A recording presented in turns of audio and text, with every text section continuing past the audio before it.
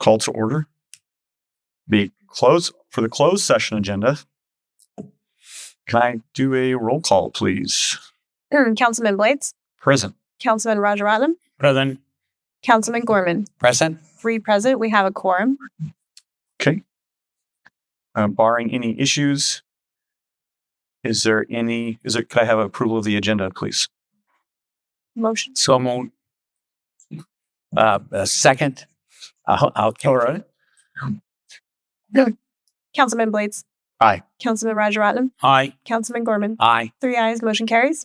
We're now on to public comments for items on closed session. I do not see anybody in attendance. I do not see anybody online yet. If you have a comment, please speak now or forever hold your peace. I will wait a few seconds.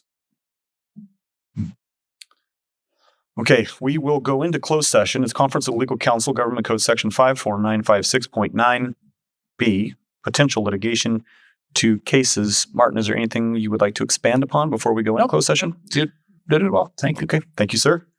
And we will adjourn into closed session. Thank you. 6 o'clock, we are out of closed session. And we will begin by asking the attorney for report in closed session.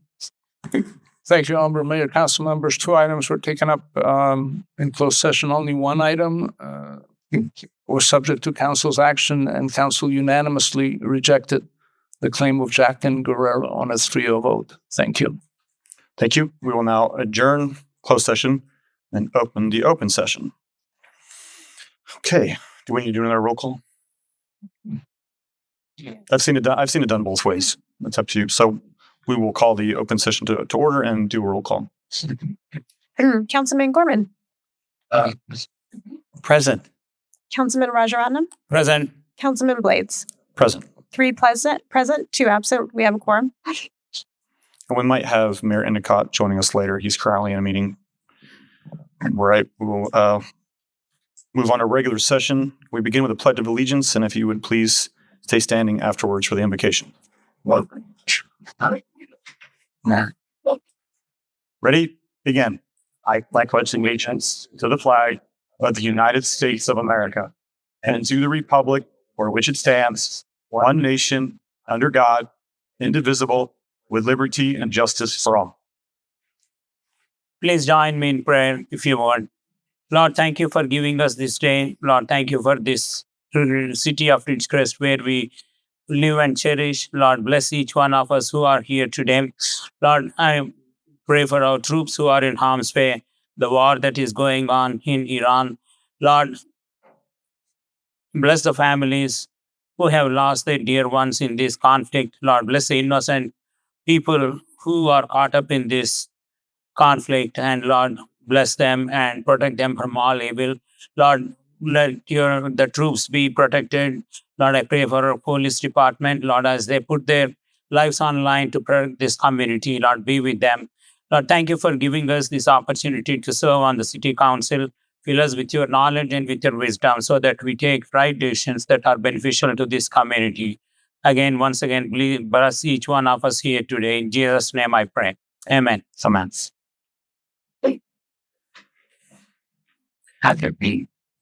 We have 3 different presentations that we have the honor of presenting. National Transit Driver Appreciation Day, Finance Appreciation Week, and Red Cross Month. If I could get Mr. Gorman and Mr. Rajaratnam, if you don't mind coming down to the podium. Thanks for being here. All right. It is my honor to present to you guys this proclamation. Honoring National Transit Driver Appreciation Day, March 18th, 2026. Whereas transit operators manage to keep a schedule, check fares, give directions, announce and remember stops. And whereas they safely maneuver public transit vehicles through unpredictable traffic and adverse weather conditions. And whereas transit operators transport people to various places that include work sites, schools and shopping, leisure activities, providing citizens from all walks of life with personal mobility, freedom. And whereas the health, safety, and comfort of many people in this community greatly depends on their ability to rely upon the transportation services provided by our transit operators. Whereas the efficiency and effectiveness of these qualified and skilled professionals contribute to the quality of life that residents and visitors alike enjoy and rely upon. And whereas the transit operators don't have an easy job, they just make it look that way. Now, therefore, be it proclaimed by the Ridgecrest City Council that we recognize and extend appreciation to our dedicated and skilled transit operators, and hereby proclaim March 18th, 2026 as Transit Driver Appreciation Day. Proclaim this 18th day of March, signed by the City Council. You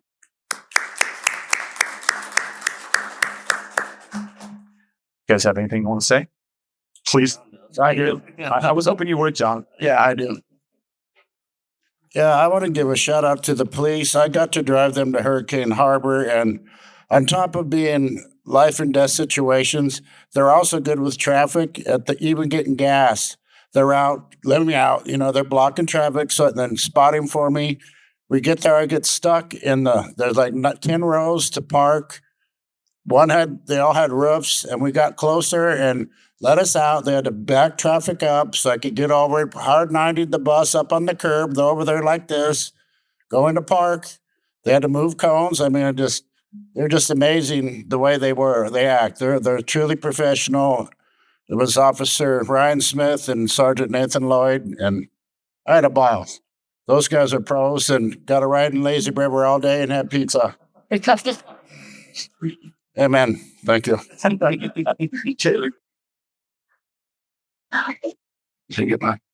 They might say, that's traffic, not to know it.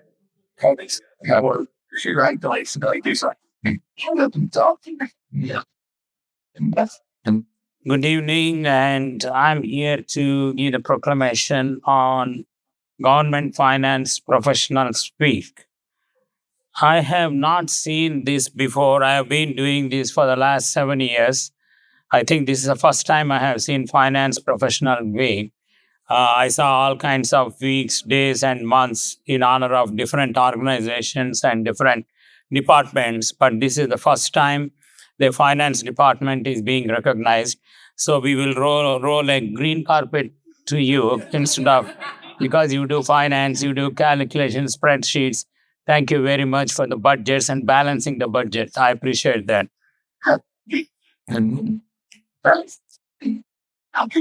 Government Finance Professional Week, March 23rd to 27th, 2026.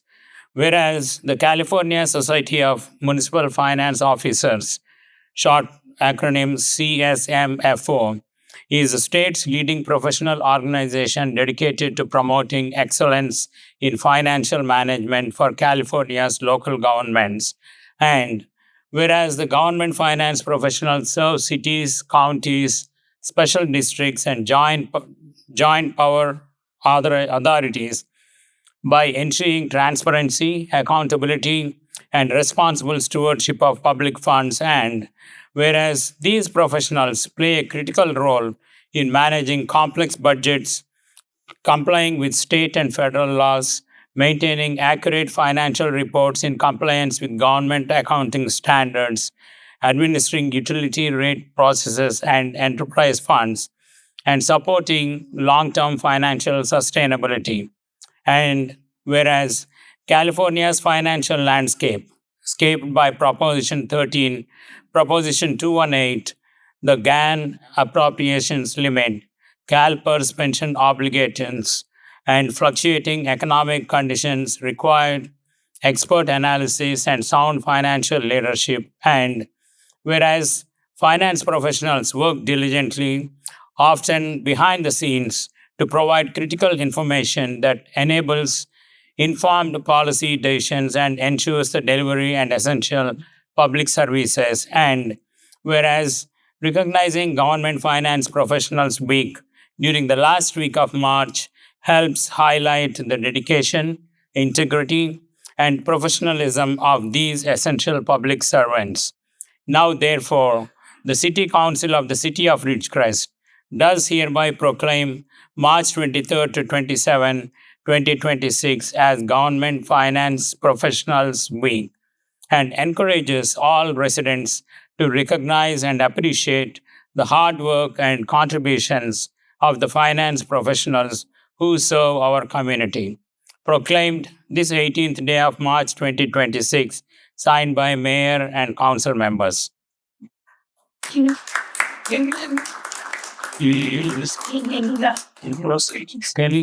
go on? Yes, we are all very comfortable behind spreadsheets, not so much in person. However, I do want to thank all of my staff that did show up and my staff that wasn't able to make it. I could not do this without them, and I'm grateful for them. Thank you. What's your congratulations? And you don't enter, thank you, sir. Yes.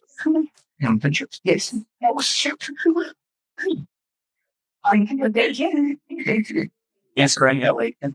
We have a proclamation of the city of Ridgecrest for Red Cross Month. Doesn't have a lot of whereases, which is great. But as catastrophic misfortune may visit your household, you find that the Red Cross is often the first or perhaps the second responder to the issue and always leaves with hope. So I'll read this.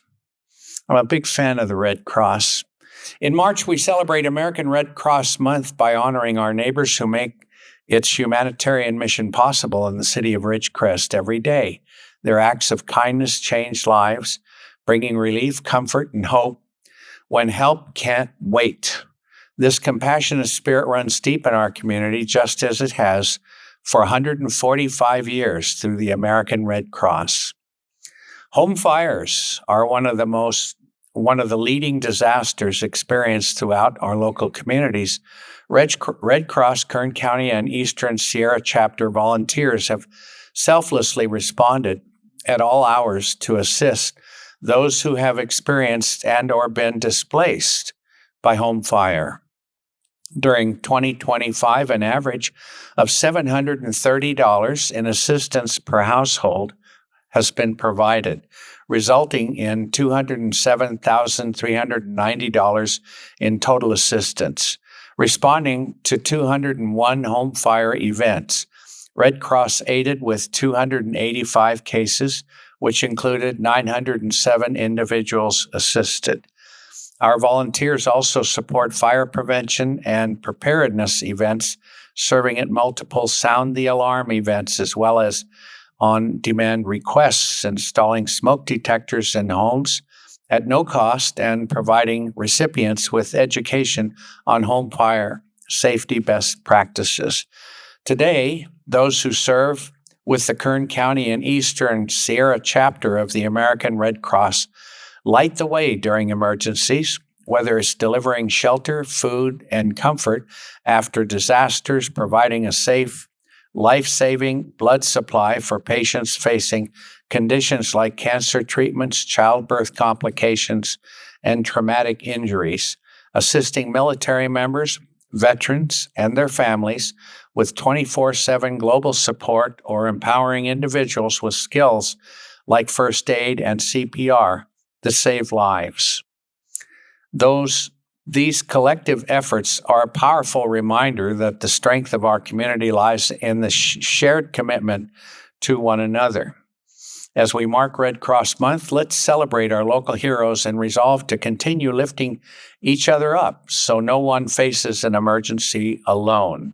Now, therefore, the City of Ridgecrest City Council does hereby proclaim March 2026 as Red Cross Month and encourages all citizens in the City of Ridgecrest to reach out and support its humanitarian missions. Signed, the entire City Council. Who's present? Who can come up and receive this? Oh, shucks. I'll make sure that the proper person gets it. My friends, thank you.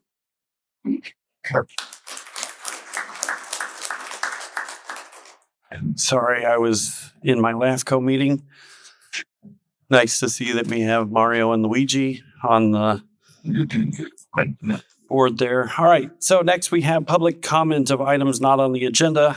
Persons wishing to address the council on matters that are within the council's jurisdiction and do not already appear on the agenda may do so at this time.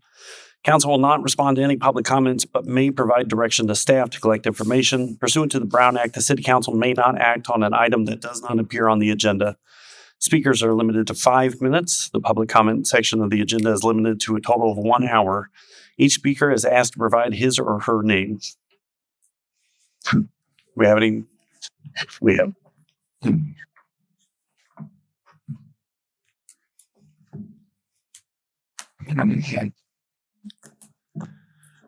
Good evening, Council. Tom Wicknick. One, I want to talk about the measures that are coming up on the initiatives for BNC about changing term limits in the mayor term. And what I want to open my comment by stating that your whole purpose in doing these measures, from what you've spoken to with the people, is to correct problems, potential problems with the existing one as you see it. Okay. And I'm here to, of course, to disagree with you that there aren't any problems. And to find out for sure, what I did was I also contacted U.S. Term Limits, which is a national organization, the largest organization in the country about term limits initiatives. They are based in the back east area. They are also involved even at the federal level, trying to get term limits on congressmen and senators. They help across the country to other institutions. We contacted them and asked them for their opinion, and we sent them our current term limits and mayor initiatives, and we've submitted your proposed ones. Well, guess what? Now, this is an organization that supports term limits. They came back and said they recommend staying with it the way it is. No change necessary. And they felt strongly enough that even on our arguments on the ballot, they even signed supporting our arguments against changing it. So this is a national organization that said, don't change it. Excuse me? Yes. One thing I want to start with is that this is going to be hard to get in 5 minutes, but here we go. You said there's problems with the existing one. Well, let's talk about the one you're proposing. First of all, one of the things you're talking about is that you decided to call the terms and define the terms as 4 years. Well, what if the people don't approve changing the mayor from 2 years to 4 years? Your initiative does not address what would happen. How would you handle a 2-year term if it stays that way? So that's one of the problems. Now, here's the real problem. I just handed you a packet of information. On the first page is your ordinance, 2601. And the center page, it says, now therefore the City of Council of the City of Ridgecrest, California does ordain the follows. Section 1, the recitals are above and true and correct, incorporated herein by reference. Then look at Section 2. Section 2 says, Chapter 2, Article Section 2-5 of the Fillmore Municipal Code is amended to read as follows. Deletions indicate and strike-throughs, additions in bold and italics. So does Fillmore know that you're changing their municipal code? How can you change their municipal code? Yet you advertise this. This was put out before the yearly meeting where you approved it. It was at the city council level there in front of you when you approved this. It's gone over to Kern County, submitted to Kern County, and it's on the ballot that way. And you can Google search it. All those places you can see that your intention is to change the Fillmore Municipal Code. Now, where'd you get that authority? Second of all, you really need to consider the fact of some other things, like who wrote the analysis, impartial analysis of your initiatives? Your city attorney did. How can your city attorney who wrote your initiatives write an impartial analysis? How does that work? Okay, when my initiatives came up, Keith Lemieux wrote the analysis, but he didn't help write them. But your attorney did write them. How can he provide an impartial analysis? It's just completely wrong, the process. And second of all, I got to ask, since this is an ordinance which was passed on first reading, Is there going to be a second reading? And when will that be? Normally ordinances have first reading and then second readings. Well, I didn't see any meeting where you had a second reading. So I bring up these issues, and I hope that somebody up there cares enough to actually answer me my questions. And I would like to see what your answers are to these questions that I've brought up. Thank you.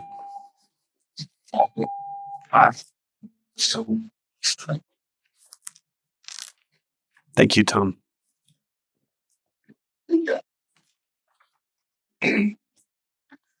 Evening, Mayor and council members. Ryan Porter. First off, I want to correct the mayor when he makes a comment that they can't talk to the citizens during public comment. The whole point of public comment is so there can be an exchange of ideas. You can't act on anything, but that's what Brown Act says, so get it right. Number two, the reason you don't have any people down here most of the time is because coming down here and talking to city council is a complete waste of time. They never listen to anything. They never get the opportunity to try and correct something and make it better. I'm here to address the ordinance as well, to put this on the ballot. First off, number one, there was no second reading, which is required of any ordinance. But more important, it was done in a very deceitful manner on how we generally do business. It didn't go before committee. The people didn't have any other input on it. It's written in a very deceitful manner that is very weak, so they really don't understand what you're doing. You're overriding their previous vote. And you didn't say that, except in a very minor way. The people deserve to have a council that listens to them and provides them every opportunity to be heard. This didn't happen at all. I didn't even know it was going on the ballot because I was waiting for the second reading. All ordinances have to have a second reading under California law. Where was it? No one's going to answer me. When did it go to committee? Did it go to committee?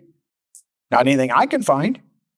And council for years, we stress that it goes to committee so they can have a say there and they can have, because we don't have time to have all these discussions in city council.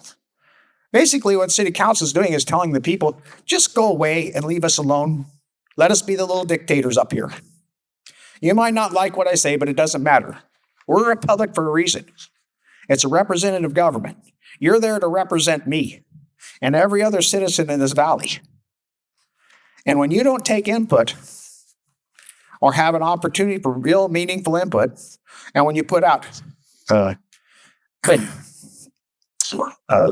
just lost the name of it, the meeting minutes are mandated under the Brown Act to fully inform the people of the actions you're taking.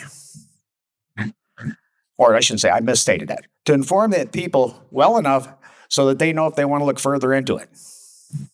The way I read the original one, it didn't meet that qualifications. Your closed sessions with the council never do. Just stating the section that you authorize doesn't get it. Even tonight, the attorney said, "Well, we decided not to accept this." Well, it's different between, say, possible litigation. Possible litigations, I could walk up to the mayor and say, "Hey, Mayor, this is wrong. You might want to look into it." That would probably be something that you could take in closed sessions.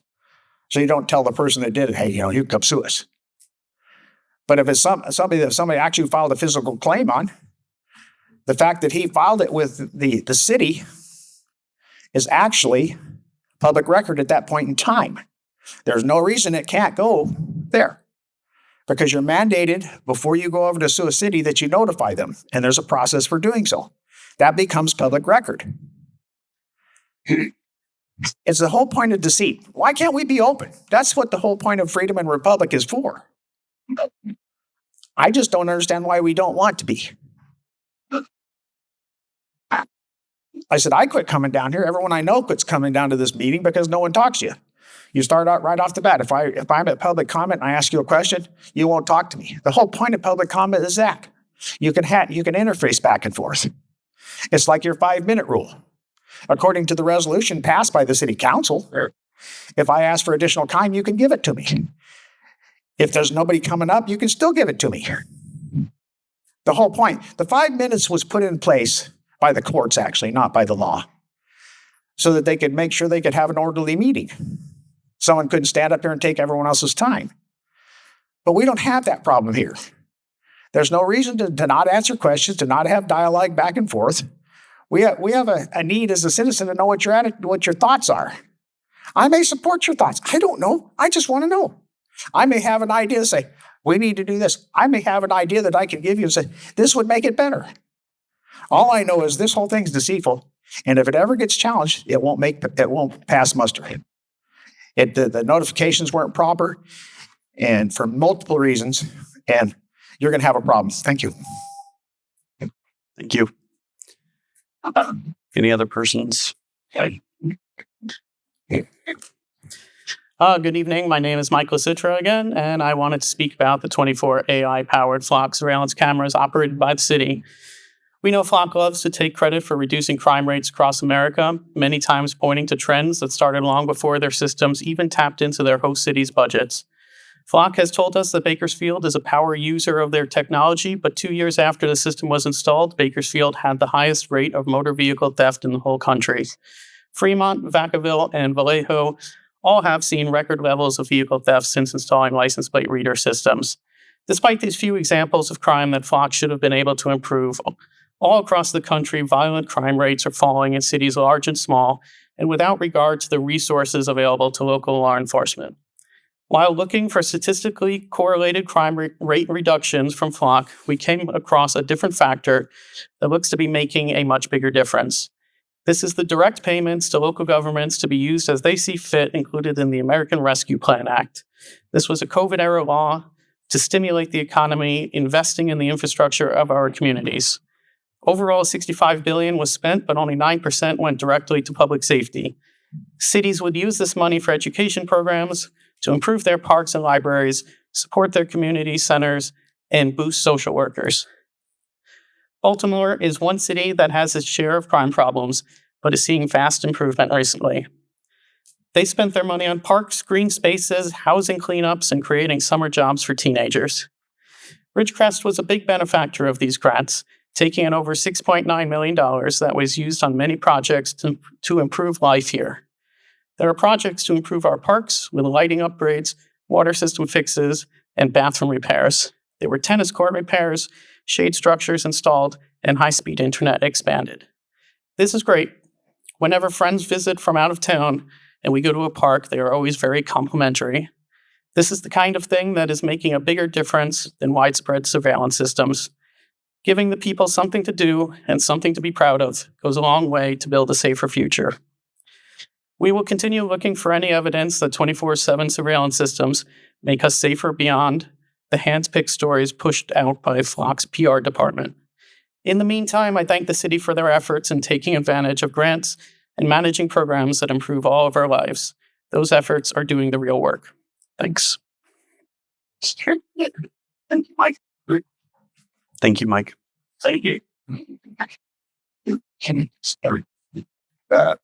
Chuck Rulin. I'm basically here for two issues. One is make Ridgecrest clean in 26. And Mayor mentioned it before. I do see the city hall is doing some work, but I'd really appreciate if they made a priority. You know, I go to city halls and other places, and our city hall just really is not very attractive. I see they're doing work now, but complete the job. You know, do the parking lot, clean, make the city, take pride in our city hall, take pride in our city hall, and also take pride in our city. I mean, obviously Heather does a wonderful job. She's tired of hearing from me, but there's so many messes in the city. There's so many dumpsters overflowing. There's trash blowing all over the place. And I know Skip cares, but it doesn't seem to be a priority. So that's topic number one. Number two is obviously, I even said entertaining that the terms extending measures. That's what they are, because they're not really term changes. And then the fact that they have for city of Fillmore is going to actually help if that's a true statement. Because my really conclusion here is on the city terms, when they had it in open session, there was not one city council member, not the city attorney, said, we are going to be extending Kyle Blades the opportunity to serve 5 more years. And we're going to be extending Scott Heyman to serve 4 more years. So these measures that's put onto the city of Fillmore actually gives Kyle Blades 13 potential years consecutive. It gives Scott Blades, correct me if I'm wrong, and in 12 years, this is, well, I got this information from different places, but the transparency is horrible. I've asked the city staff, I've asked the mayor to give me information on what this really does. And then again, the fact that you guys had the quick and dirty meeting, no second reading, no nothing, it's so perceived. The lack of transparency for you guys is horrible. And that's giving you the benefit of the doubt. So I have one question. When you guys voted on that, I know you may or may not, did you know how many of you knew you were voting to extend Kyle's opportunity to 13 years and Scott's to 12 years? Just by raise of hands. Did any of you know that you were extending their opportunity for them?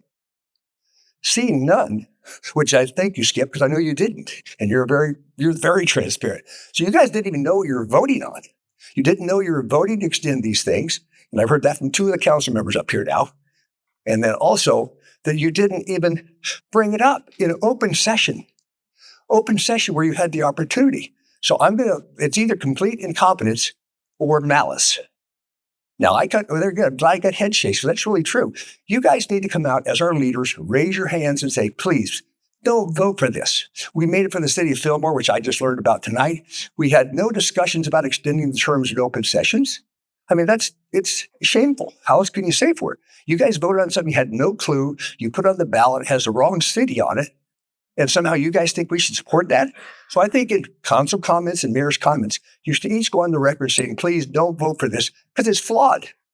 I mean, it's totally flawed. I mean, the other part that's really, when they had B and C, when the opportunity, my big question is, why did nobody bring that up?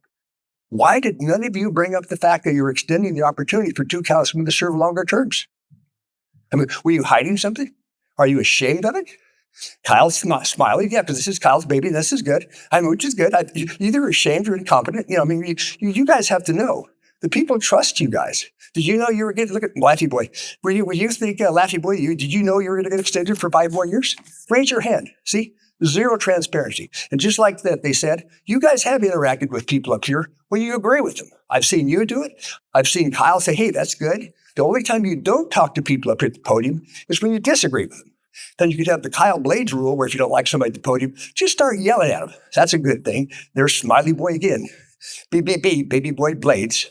As he goes by, he thinks he's got a God complex. And you guys need to represent the city, not the city attorney. We voted for you to represent the citizens, not the city attorney. And the fact that the city attorney, which I just learned, was the independent review on his own bill, how can you not see a conflict of interest? I mean, you guys are intelligent people. Is there any possibility that's not a conflict of interest?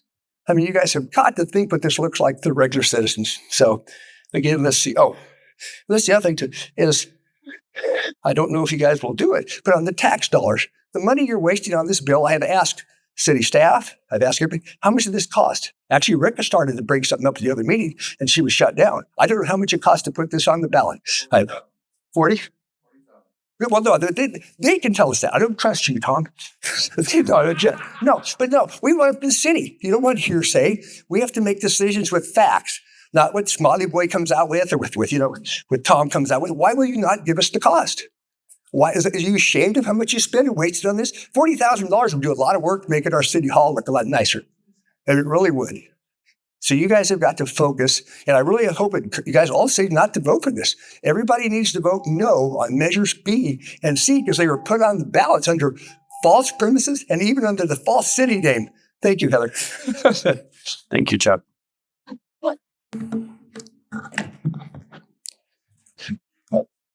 Good evening, Council, Mayor. My name is Jamie Jones, here today to talk about the flock safety system again. Imagine you open a bank account. You give that bank your personal information, expecting it to be locked in a secure vault in a server somewhere. But you soon discover that that bank has a preferred partner policy. They shared your entire financial history with a local credit union. That credit union then shares it with 600 other banks across the country. And those banks share it with private debt collectors and demo companies that you've never heard of. Now, we've all had, our information breached before.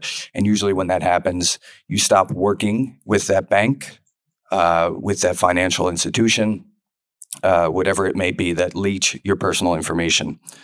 But With Flock, this isn't a hypothetical fear. It is a technical reality of the Flock safety system we are currently running. According to the department's own share logs, Ridgecrest has already honored requests to share the data with 120 different organizations in California. But the problem isn't just who we share it with, it's where they send it next. I've reviewed the contract, and not only is there no sharing clause to protect us, but the contract explicitly markets national sharing as a feature. This means that the daisy chain isn't a glitch in the system. It is the system's intended design. Under Section 4.1, Flock has washed their hands of the consequences, leaving Ridgecrest taxpayers to carry 100% of the liability when our data ends up in a demo account or an out-of-state database. When you look at the data from our own shared organizations list, El Cajon PD is a primary sharing partner in the network. Our records show El Cajon shares with 685 different organizations.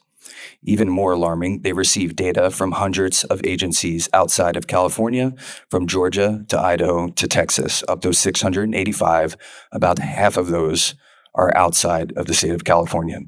When Ridgecrest shares data with an agency like El Cajon, we are effectively plugging our citizens' digital movements into a national daisy chain that stretches from Yakima, Washington to Yancey County, North Carolina. We are losing control of our data the second it leaves our servers, potentially putting us in direct violation of California Civil Code 1798.90.5, which strictly limits out-of-state and federal data sharing. But it's not just other police departments. The network we are a part of includes private entities like Union Pacific PD. Most concerning is the presence of an entity called Flock City PD, Law Enforcement Demo. As I mentioned in the February 7th meeting, these are the types of entities Flock could use as a third party to spin off data or test features without public oversight. When we allow a private company to create demo entities that interact with our real-world law enforcement data, as seen in Riverside and San Jose, we are opening a door to data commercialization that we can never close. And let's talk about how secure that door is. The GainSec security report found that Flock systems are riddled with unauthenticated API endpoints. For those who are not aware, think of an API endpoint as a digital drive-through window where our cameras talk to Flock servers. Usually that window should have a clerk checking IDs and a heavy iron shutter, but GainSec found that many of Flock's windows are wide open. We've already seen that what happens when you ignore these risks. The city of Oxnard recently was forced to shut down its Flock system because they were caught violating state law by giving data to federal agencies.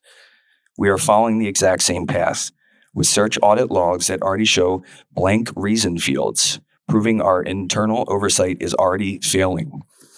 Mayor, the resident of Ridgecrest deserve to know that their movement data isn't being daisy chained across the country through an unlocked digital window. Our contract has protections. Section 4.3 and 5.3 are two of those. My question to you, as with the last council meeting, is will you commit tonight, if you have not already, to calling Flock Safety personally to demand a written guarantee that they will honor the indemnification in Section 4.3 and the security standards in 5.3, specifically addressing the El Cajon daisy chain and the unauthenticated API endpoints? And if they refuse to provide that guarantee by the end of this week or by the next city council, will you commit to suspending the system indefinitely? I will commit that I will look into it and I will see their response from it and I will report back to you. Thank you. All right. Before you come up again, we have a caller. Hello, this is Mike Senat. I'm just calling in because there wasn't a groundwater authority report on the agenda. And usually there's an agenda on the meeting following the groundwater authority meeting, which was last Wednesday. So here's my report for you. I guess Councilman Heyman is gone. So I'll start. It's been 4 years since the Indian Wells Valley Water District was forced to commence a comprehensive adjudication lawsuit for the Indian Wells Valley groundwater basin. And on June 1st, the second phase of the trial is set to begin. The GA is doing everything they can to avoid adjudication of the science, including the fiasco of last year concerning the legislation, AB 1413. All of the depositions have been completed by this week, including a deposition by Steve Johnson of Stetson. Phase 2 of the trial will result in a decision by Judge William Claster of the Superior Court in Orange County, which will settle the hydrogeologic science behind the Groundwater Authority's claim that the basin is in critical overdraft, including the safe yield, which the GA estimates is only 7,650 acre-feet per year. The GA has prepared the 2025 annual water report. I'll be sending it to DWR by April 1st.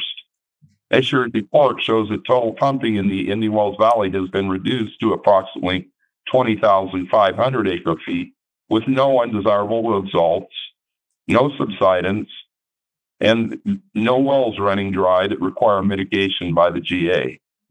As you will recall, back in April of last year, Councilman Scott Heyman and City Manager Ron Strand, together with Councilman Blades, took a trip to Sacramento as part of the legal strategy on behalf of the GA.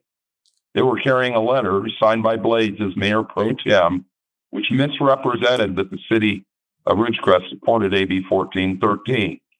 This legislation was written in part by the attorneys working for the Indian Wells Valley Groundwater Authority, including City Attorney Keith Lemieux and Kern County Deputy Counsel Phil Hall. In short, the GA is a mess now. Phil Hall, the Kern County Deputy Counsel, has been removed from the GA and is no longer employed by Curry County. Kern County has failed to provide a counsel as is required by the Joint Powers Agreement and is in default. Mr. Hall reappeared months later and has joined the law firm of City Attorney Keith Lemieux. He did sit on the dais in January and was as condescending as always, and he hasn't been seen since.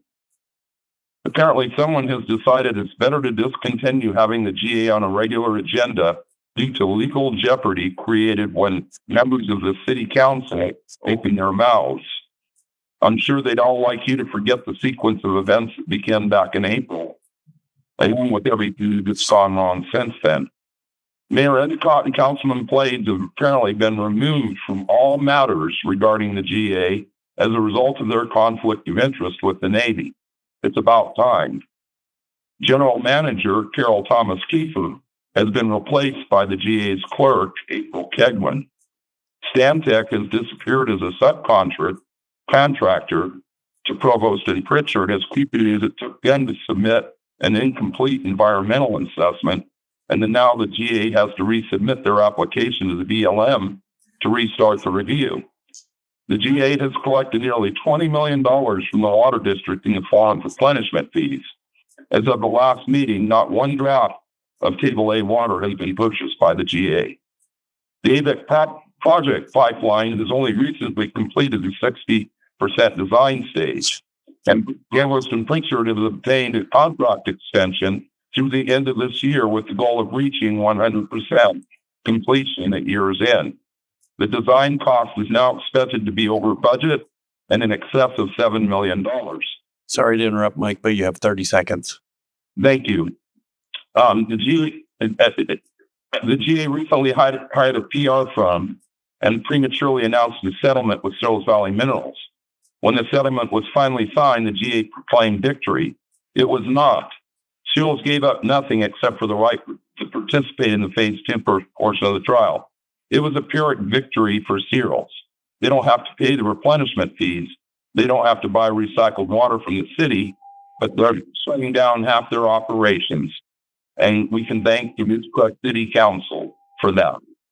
Thank you. Thank you, Mike. This report. I politely request I get 20 seconds if it's okay. Well, two things on it earlier I forgot to mention is this ordinance under the Supreme Court decision in California it will start anew. So any of your previous records that someone has, a Supreme Court decision on it, it starts over. Number one. And number two is there was no ambiguity in the previous one when you use a case law, because the case law defined any problem you may have had with it. Thank you. Thank you. Any other members of the public wish to comment?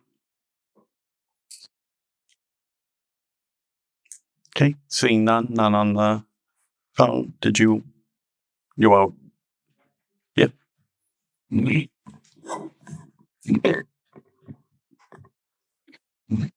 Let's start with the easy one.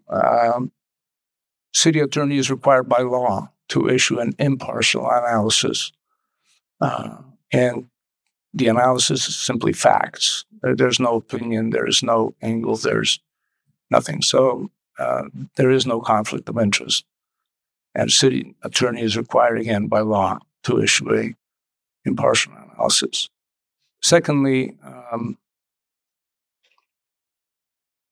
on February 4th, when this came before the council, the subject of the reissuing the terms did come up because somebody from the public accused me of putting that into the ordinance. Well, in fact, that language was already in the code, and it was in the original ordinance that was authored by Mr. Wicknick, I believe, or the group that he brought forward. So that matter did come up and was spoken about during the meeting. As far as the ordinance not having a second reading, the ordinance can't have a second reading because it's not going to be effective until a vote is taken.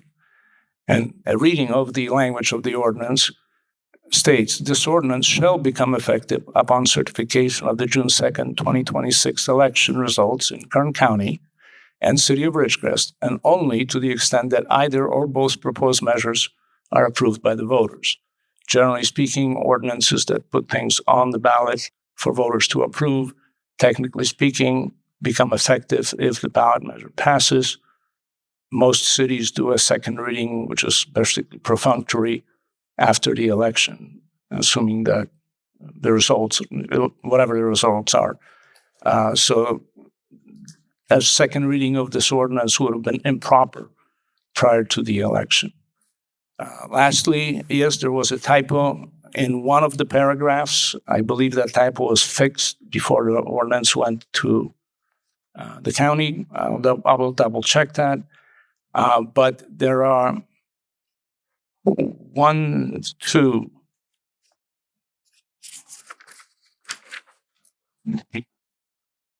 3 other paragraphs where it is stated very clearly. Directing City Council to amend the Ridgecrest Municipal Code. Whereas on June 2nd, the voters passed a measure directing the City Council to amend the Ridgecrest. So the references to Ridgecrest Municipal Code are all over the ordinance. And yes, there was a typo in it. And it is my understanding it was corrected. If it's not, we'll contact the county. And again, the ballot measure is what is on the ballot, not the ordinance. Thank you, Mayor. Thank you. All right. Yeah, we will.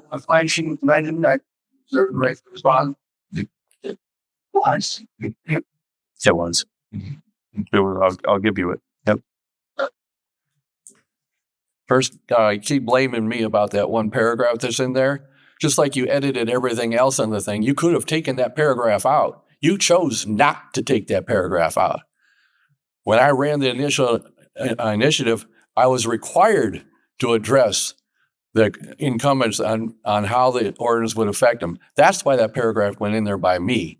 You could have taken it out. You chose not to take it out while you're making all your changes. Second, as far as that typo, according to Government Code Section 25-131, there are things that can be amended. However, it's too late to amend this thing. Today, right now, when you look on the Kern County website, it is posted under Fillmore. Today, right now. If you try and amend it, says that And in the government code, you can't change it without bringing it back and rescinding it and starting over again. Corrections of typographical or clerical errors are not alterations within the meaning of this section. This section shall not apply to ordinances which by statute can be passed. So government code does not allow just to go change a little typo to get rid of that. This is a major mistake. And it's in the government code how it should be handled. And what it is, it should be, the initiative should be withdrawn and started over. Thank you. Thank you. All right, next we will move on to council announcements and direction. So moving on to council announcements and direction, are there any members of the council? Point of order.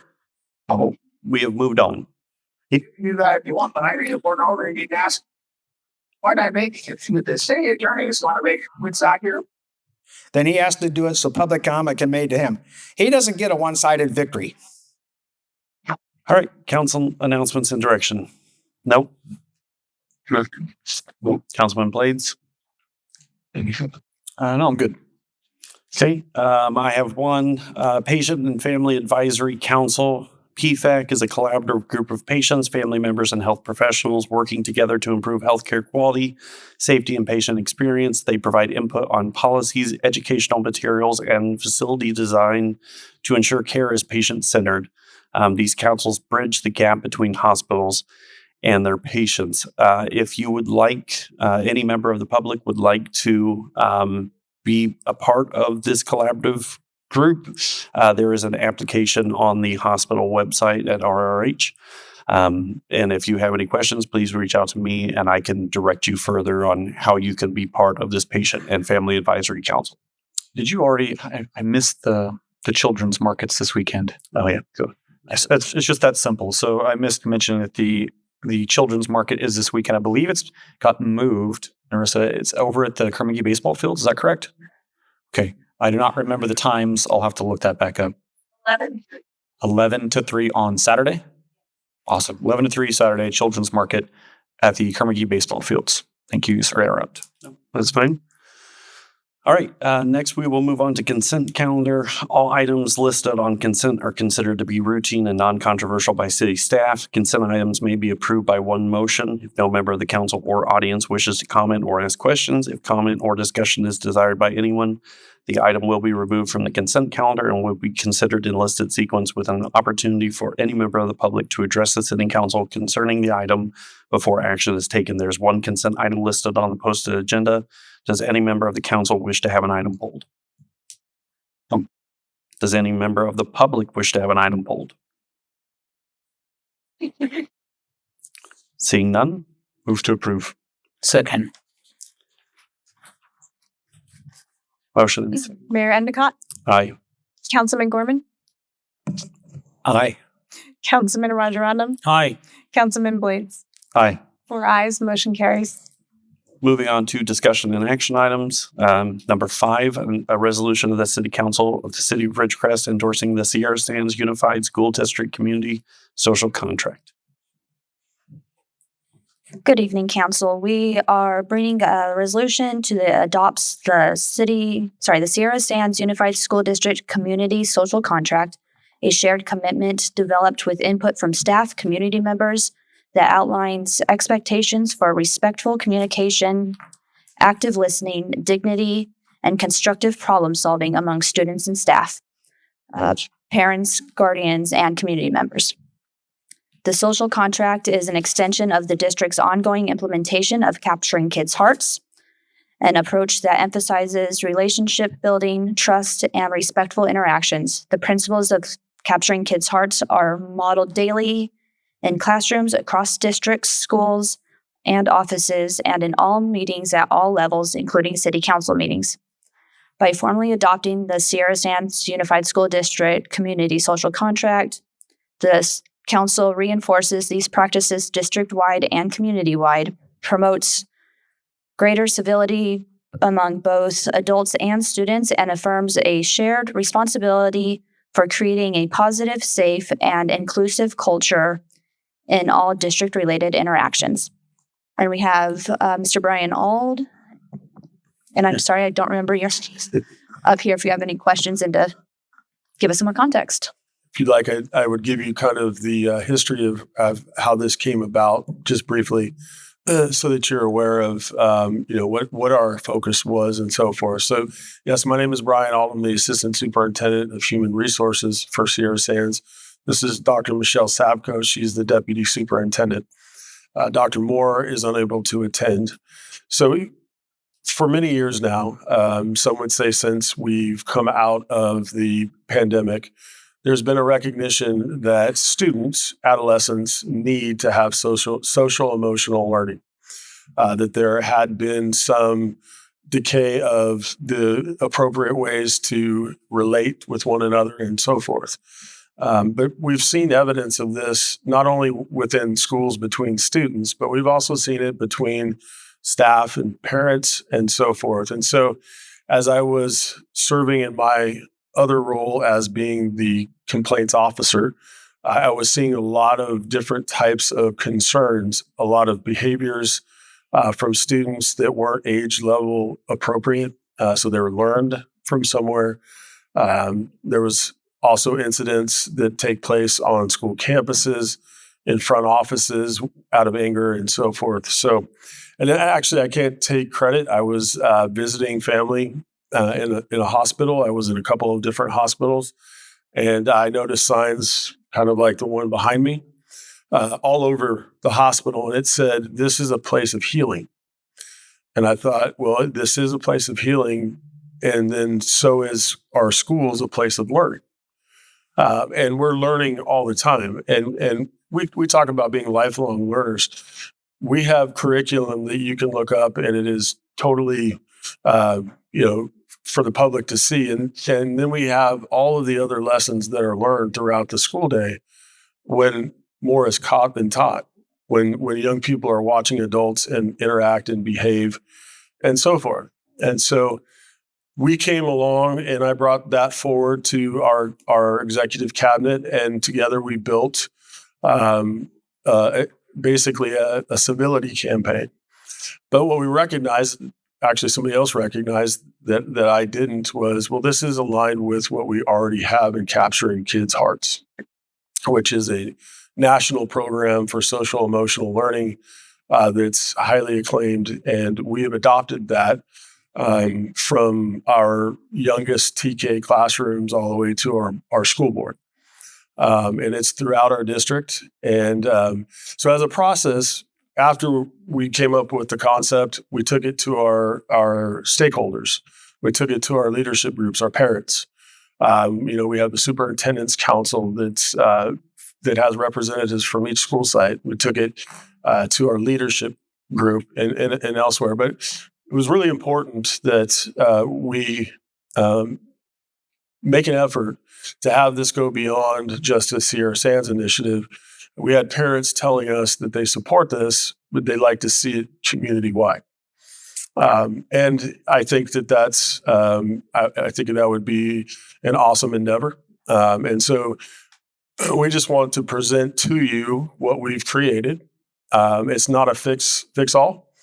Right? We know that we still have conflict, and we still have some opportunities or situations that are unfortunate that occur. But for the most part, instead of there being this circumstance of combating what we don't like, why can't people endorse what we do like?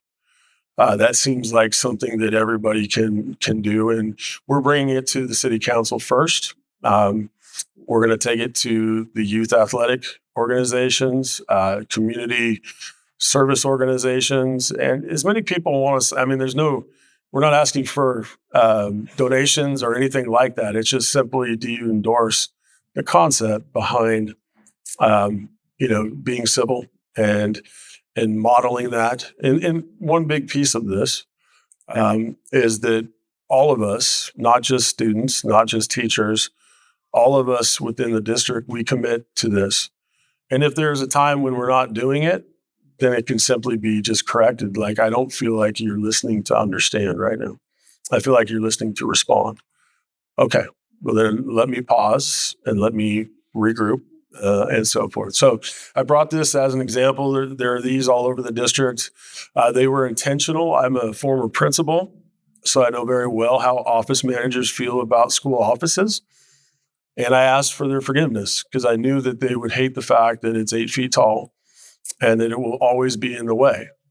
But I said to them, I want it to be in the way because I want people to be like, what am I walking around? What am I bumping into? What is this? I don't want it to disappear among a bunch of posters on the wall.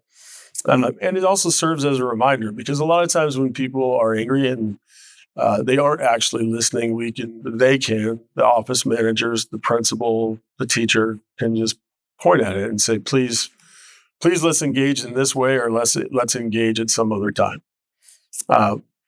So that is the background. That's the reason why. It's actually for capturing kids' hearts. Doesn't exist anywhere else in any of their other districts. So apparently they're going to see how it works here and potentially adopt it. But I'm happy to answer any questions. Do you have anything you want to add? Okay. Yeah. Yeah, go ahead and start. Yeah. So thank you, Mr. All, for being here. I appreciate it. Ms. Safco, Mr. Ferris, appreciate you being here too, sir. I think in short, I have got to witness with my own daughter going to one of the schools in Sierra Sands, and I asked her what it was when I went to a back to school night. She was able to explain it to me. She was able to talk about why they were signing it, why were their names up on the board on this piece of paper, and what did it mean. I thought it was extremely healthy. So not only is the school district focusing on expanding the mind, expanding the intelligence, also expanding emotional intelligence, it would seem. So thank you for your efforts. We could all use that in today's society. Yeah, I agree. And this is a good concept and a good beginning to bring civility in the conversation. So I truly believe in the third whereas, where it says respectful communication, thoughtful listening, and constructive problem solving. If we follow these things in spirit, many of our problems would be solved, not only at the school district level, but also at the city level. So you are setting a good example and you're taking it to different organizations so that they can participate in this and promote these values. So one quick question, by endorsing this, what are you expecting from the city? Like somewhere it said community shared responsibility. So what does that mean? It's just really the endorsement. It's to us, we're going to allow, on our website, we're going to allow people to let us put their logo on it, indicating that they support it. Obviously, a local service organization or a business doesn't necessarily need a resolution like a government organization, but just to have it, available. And hopefully the vision is that we have that banner with the information and the endorsements after we've collected them in the schools and out of the schools. I think it's critically important that we have reminders like this on our baseball fields, soccer fields, football fields, basketball courts. In Walmart, I don't know if Walmart's going to put it up, but I know that there are people that wished they had a more civil experience with someone in a grocery store. Like, it's just, for us, it's about education. So for us, it's about teaching our students as young as 3 years old, as old as 22 years old, about this concept and about this, why it's important that we can control. But it was encouraged, and we liked the idea. Well, will you share it community-wide? Of course we should. Yeah. Thank you, sir. Brian, sign me up. This is wonderful to hear. We could use more civility in this room. I remember mentioning, standing where you're standing, about the extent to which operating on a higher level of civility in our interaction is actually a communication skill. I notice one element of that is people who want to emphasize or offer emphasis to a point or two that they're making. They only know how to do that through projecting anger. I see it all the time. I've seen it this evening.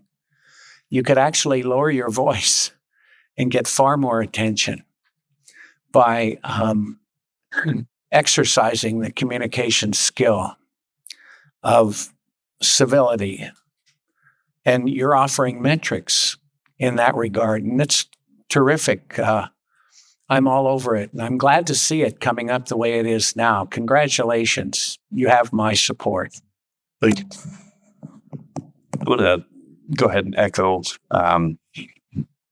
Councilman Gorman's statements. I would not have been able to put it as eloquently. I really support this. I think this is fantastic. I also think it's an indictment on our society that we even have to have something like this to be put forward. And I don't know where the blame goes. I don't know where societal morals or norms have evaporated to the point that now we have to have an 8-foot reminder on our ball fields, in our classrooms, here at City Council, potentially Walmart, so that people remember that the person that they're dealing with is going through some stuff probably, and to engage with them in a way that they want to be engaged with.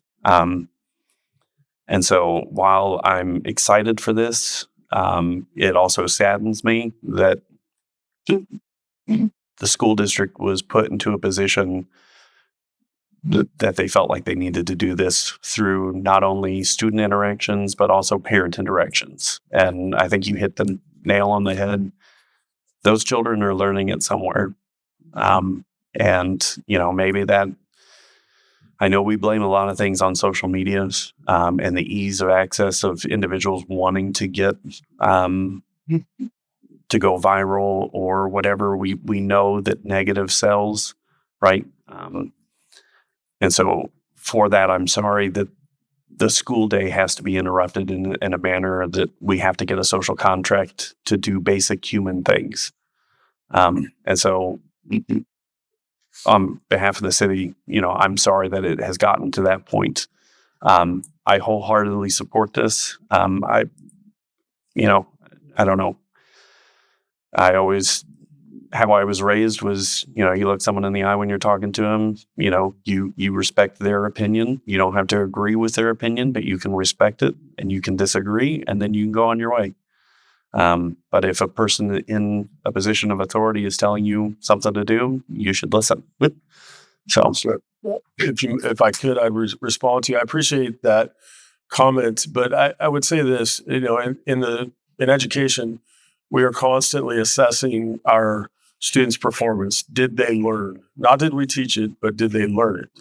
And if they didn't, what can we do to help them do it? So from our perspective, it was more of, we're not trying to fix society. We want to be a part of the solution.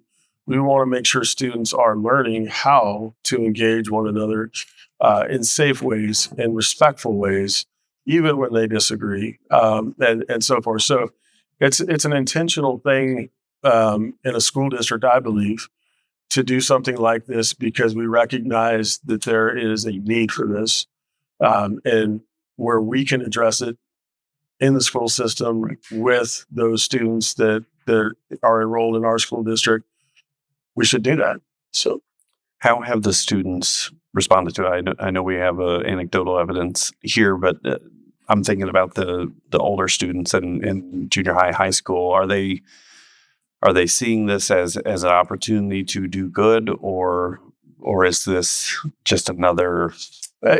So my experience is at the high school level. So, but what I've seen, it's a different experience in the elementary grades than it is in the secondary grades. You have a different maturity level and so forth. And so, and I don't want to take too much time, but the whole process, when we couldn't do this community-wide, of creating a social contract in a classroom, it involves every person that is in the classroom, the teacher and the students, happens early on in the school year. How do we want to behave? How do we want to act? And that's why they sign it, is because they're committing to what they help create. in a community setting, I don't know that we ever get here.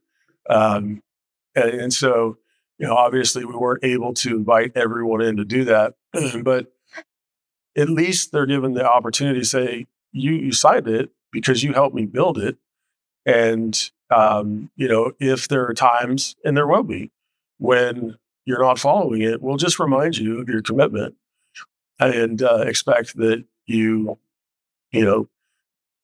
change the behavior. So the older kids, it's a little bit different. They're Capturing Kids' Hearts has, grade level appropriate. So what they're getting in kindergarten is way different than what they're getting in the high school.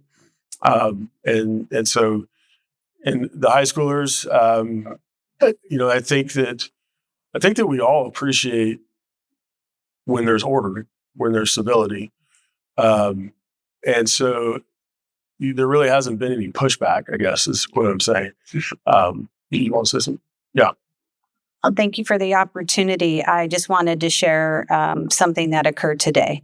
So in our district, we've been hosting listening sessions and student forums around our local control accountability plan. But today, the students at Burroughs were asked 3 questions. I had about 40 students, and the questions were, what's really working for you in this system at Burroughs? And if you could envision, second question, if you could envision the ideal, what would it be? And now the third question escapes me. However, the first question was answered with Post-it notes so that everybody could contribute to that.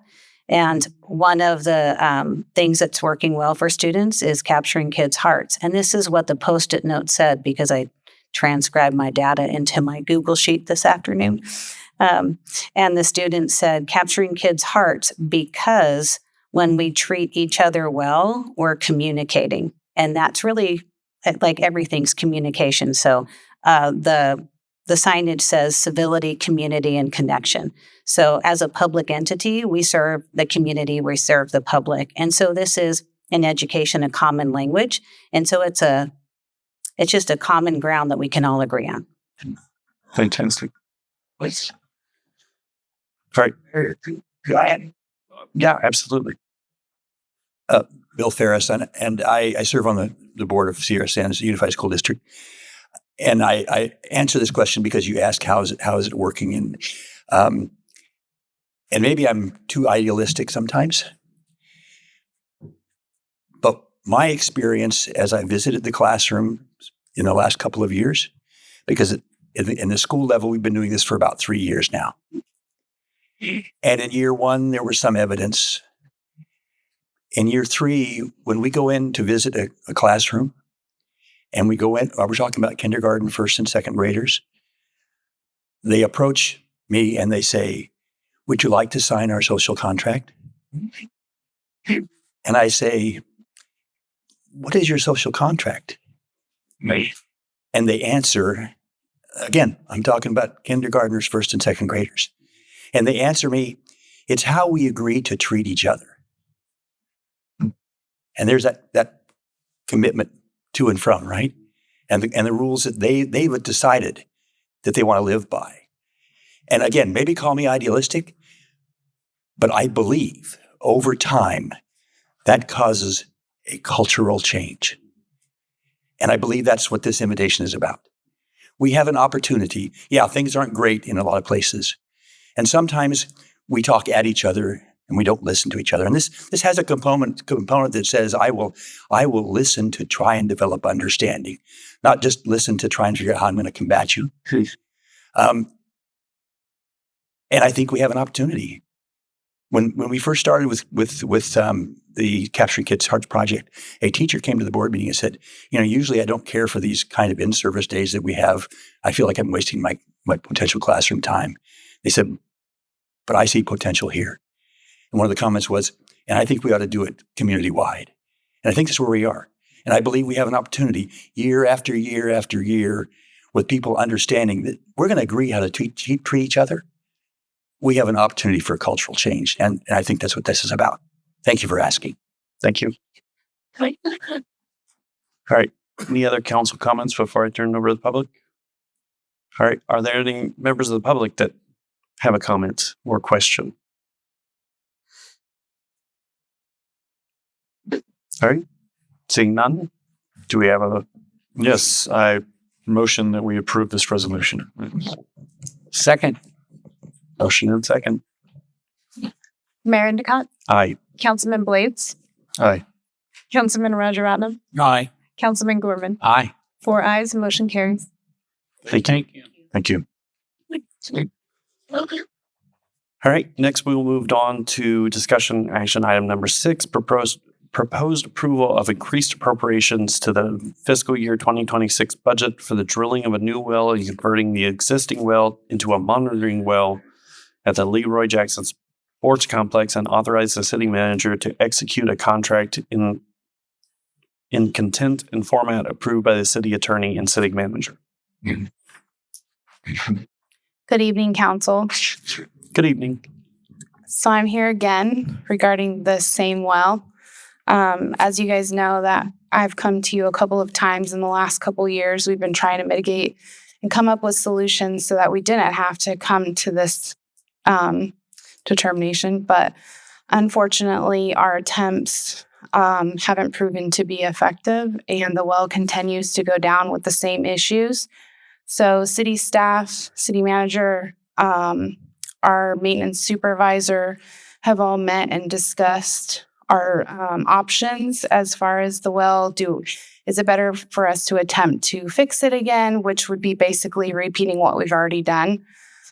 We spent quite a bit of time talking with the well company, which is Independent Well, and we came to the conclusion after monitoring the situation and having several discussions, walking the site, and just kind of weighing our options, that it would be in the city's best interest to drill a new well and convert the existing well into a monitoring well. This would allow us not to continue to come back to you guys a couple of times a year. The well company did say they can do the repairs, but it isn't, it's not going to be productive. They can't guarantee that we won't be back here. You guys know that we were here in August to fix it. December is when we started having issues again. So it didn't even hold up for 6 months before it started silting. And we're getting feet, 2 and 3, 4 feet of silt pulled into the tank. So as you know, that's creating issues on the pump and the motor and all of those things. They can reuse what we just purchased and put in there. They are giving us a credit for part of what we spent back in August. We're basically paying for their labor, which is fair. And then they're going to reuse what they can. We'll also gain an additional water tank for storage. So I'm here tonight asking City Council to approve $492,000 increase, which does include a construction contingency for an emergency well to be drilled and then to convert the existing one into a monitoring well. And with that, I'm open for questions. I do have a comment. I prepared myself not to be surprised at the cost of things like wells and air conditioners. The idea, though, of maintaining the old well as a monitoring well, I think is a good idea. I support that. I would have a request, and I'd have to make sure that it's my request is legal and feasible. And that is any data that we end up getting from the monitoring well be shared with both the Groundwater Authority and the Water District automatically whenever data is taken. Okay. I can check with city manager and see how all that works and get back to you. Thank you. Thanks for the presentation. And also thank you for being proactive and taking care of this. I really appreciate that. I have no questions. Thank you. Thank you. Makes sense. No questions. I've got some. We've talked about it a lot. So, seeing as we have no further questions, does any member of the public have any questions about this item? Just one. Was it put out to bid for the new well? Being as it is an emergency repair and there is only one local contractor for the well, we selected to go with independent well drilling because we used a previous vendor that was local and the well failed probably weeks after the work was done, and we had them back out quite a few times. So being as it is an emergency, we can do the sole sourcing. Okay. Okay. Any other members of the public wish to comment or question? All right.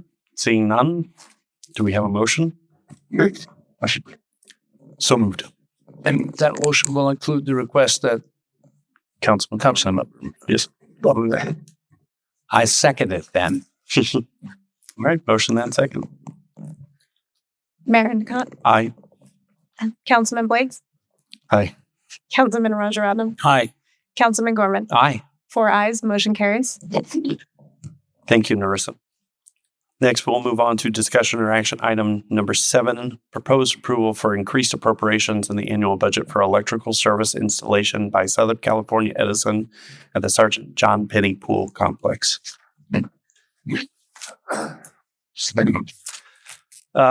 We're requesting approval to spend $115,606.20 of MIRP funds for Southern California Edison to install the electrical service to the Penny Pool Complex.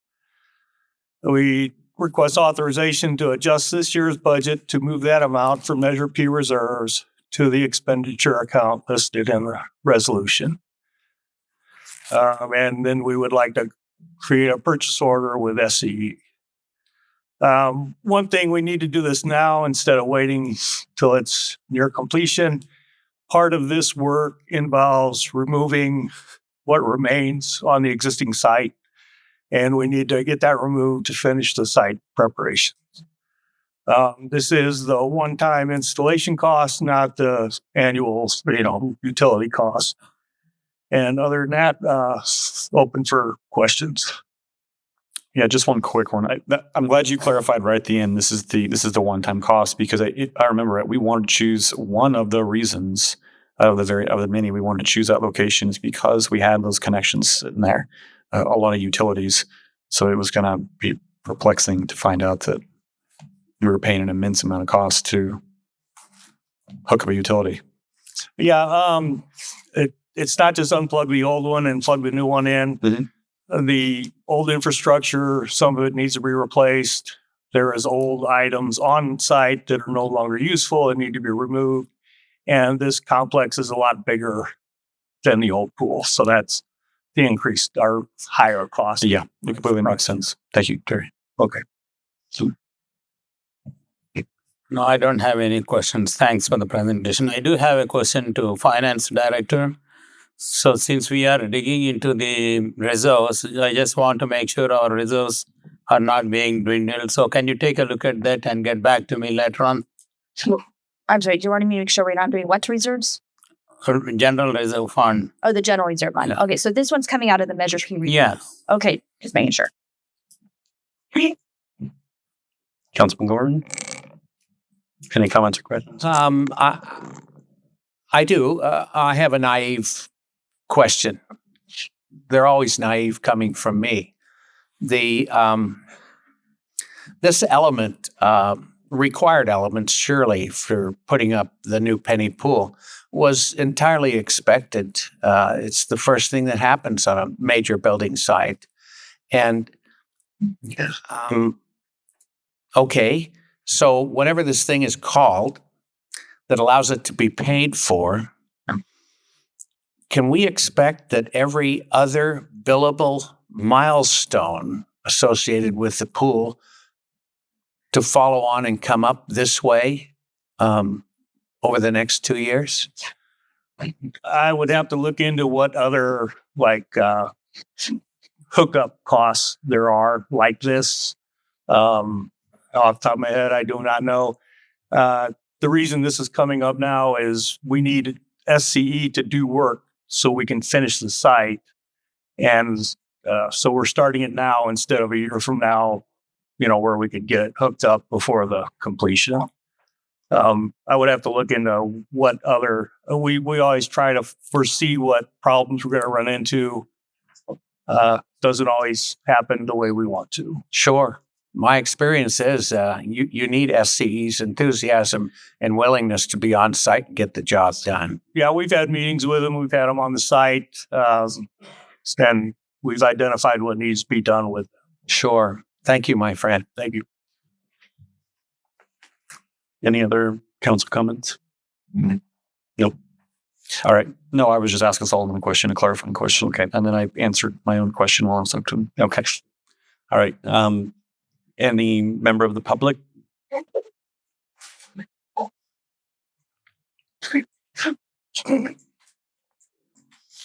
Yeah, just one quick question with another $500,000. What is the total cost of our $6 million pool that you proposed now? $21 million? I'm just trying to get a total cost of the $6 million pool that was proposed. Is that something you have? It's around 20. I do not know. I don't remember the exact number. So we don't know how much the pool cost even with the additions? We're just guessing? It wasn't 21. I would have to just look at the. Okay. I just was curious how the $6 million pool got to $21 million. Thank you. Yeah, and this is 115,000. I think you mentioned $500,000. Any other members of the public wish to comment? All right. Seeing none, do we have a motion? So moved. Okay. Seconded. Here we go. Motion and second. Got me messed up over here. So Councilman Gorman got the motion. Yes. Okay, good, because he was adamant. Mayor Endicott, Aye. Councilman Gorman, Aye. Councilman Rajaratnam, Aye. Councilman Blades. Aye. 4 ayes, motion carries. Thank you, Terry. All right, we will move on to ordinance number 8. And this is, do I have to read the whole thing? I mean, okay. But there's an ordinance up there. If you guys want to read it. All right. Heather, I think it's on to you to explain or did you bring? So this is a part of our project, or this is one complete project that's part of the old CC grant that we were awarded. So this one is for the general plan amendment and the land use updates, military sustainability updates, and various updates to the municipal code in regards to the ACU study from the Navy. We do have a consultant here. This is David Bloomstein, and he is Blumenthal. Sorry, my other consultant is David Bluestein. But he's from Sagecrest, so he's going to walk you guys through this presentation on what we're doing. Thank you. Thank you, Mr. Mayor, members of the council. This request is to update the military sustainability element and the land use element of the city's general plan. Additionally, the request is to update the municipal code to incorporate a military influence overlay zone and a dark skies ordinance. Finally, this request will update the city zoning map to implement the overlay zones. Move closer. Oops, sorry. Yeah, better. Next slide, please. And next slide one more time.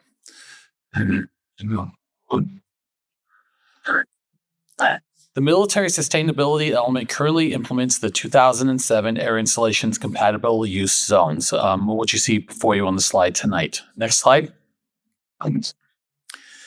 In 2011, the Navy updated the compatible use zone plan, which significantly expanded the noise contours.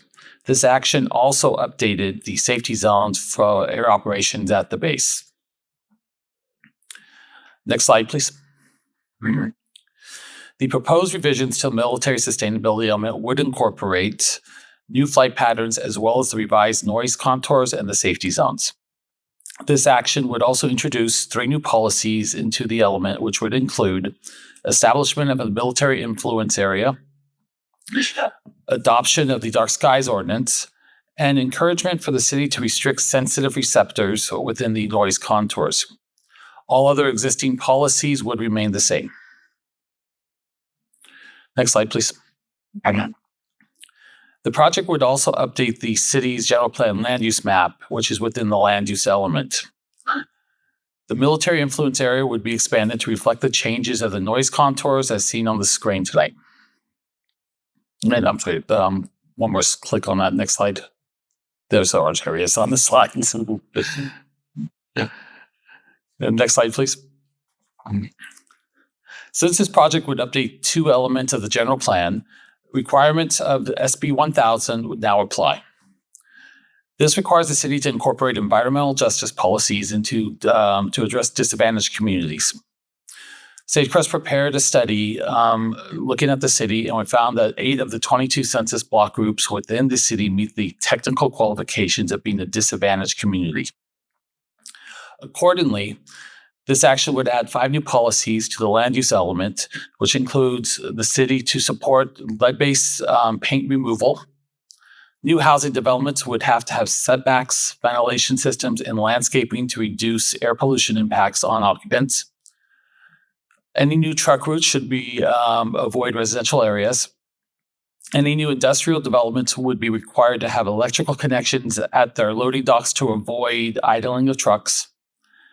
And the city should prohibit any new wastewater facilities that would allow toxic chemicals to come in contact with groundwater supplies. Next slide, please. For the zoning code, we have 2 new ordinances being introduced tonight. The first is to establish an outdoor dark skies ordinance. This ordinance would limit nighttime light and glare. Currently, the city is enforcing the county's dark skies ordinance. This action would codify those regulations under the city's authority.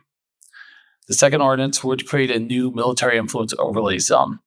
The intent of this overlay is to minimize conflicts with military operations. High occupancy uses would be prevented in the safety zones, and sensitive to noise uses would be prohibited throughout the overlay. Any use that has the potential to create an impact to air operations would be subject to a conditional use permit. And this would allow the city to further analyze, mitigate, and if needed, deny the use to avoid impacts. Next slide, please. The final portion of our action tonight is to update the zoning map to implement the new overlay zone. There are 2 sub-areas within the overlay. Both are being shown on the slide here tonight. Next slide, please. The Planning Commission did conduct a public hearing to consider these amendments on February 24th. No person was present during the hearing to speak. However, the city did receive 2 emails prior to the meeting occurring. Both of those emails were questions regarding the implementation of the new ordinances. At the conclusion of the hearing, the Planning Commission voted to recommend approval on all of these amendments tonight. Our recommendation to you tonight is to, we're presenting the resolution to amend the general plans tonight. We're asking you to, that's being presented as an informational item. We're asking you to introduce 2 ordinances. One will be for the 2 new zone amendments, and the other ordinance would be to update the city's zoning map. We will return with the resolution for the general plan. At the same time, we come back for the 2 new ordinances to be adopted tonight. With that, that will conclude my report, and available to answer any questions you may have on this. I do have one correction as well. We corrected it during Planning Commission, but it appears what I submitted was not corrected. So the sequence in the ordinance update is incorrect. So it's just out of sequence. It has 106353 repeating. So it's just a correction to that, and that's it. So the only, if anyone actually, let's stick with the only question that I really had, because apparently the military and working for the Navy has just ruined me for acronyms.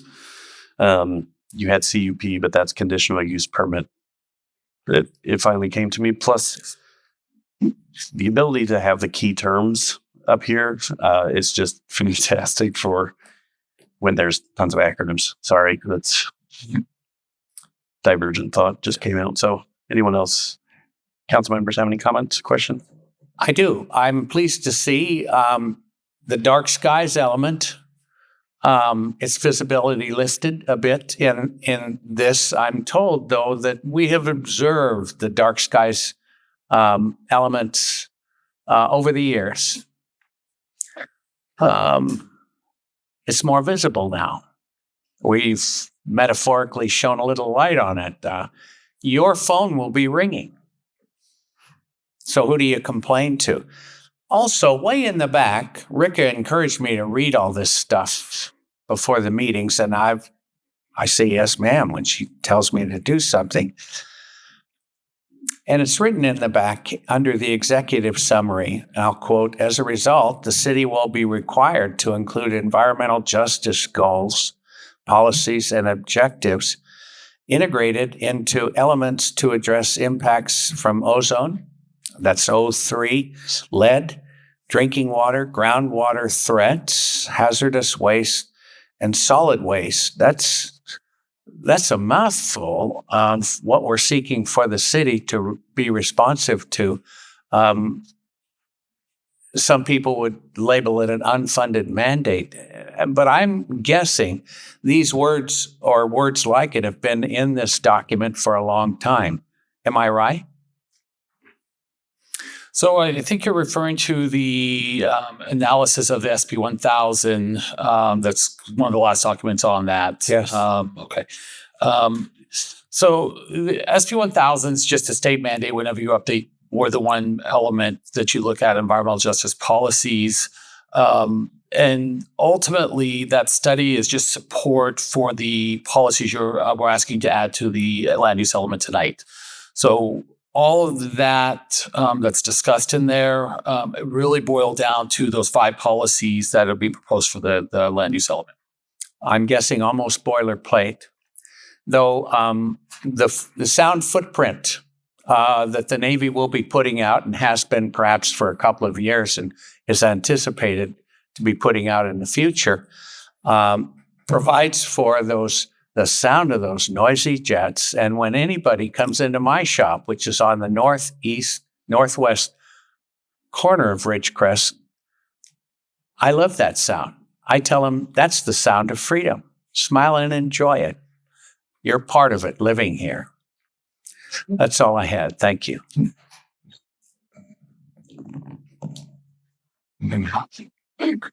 Thanks for the presentation. Appreciate that. So ACUS was adopted by BASE in 2011, and since then we have not made any changes to our zoning codes, right? That is correct. We did not make changes at the time.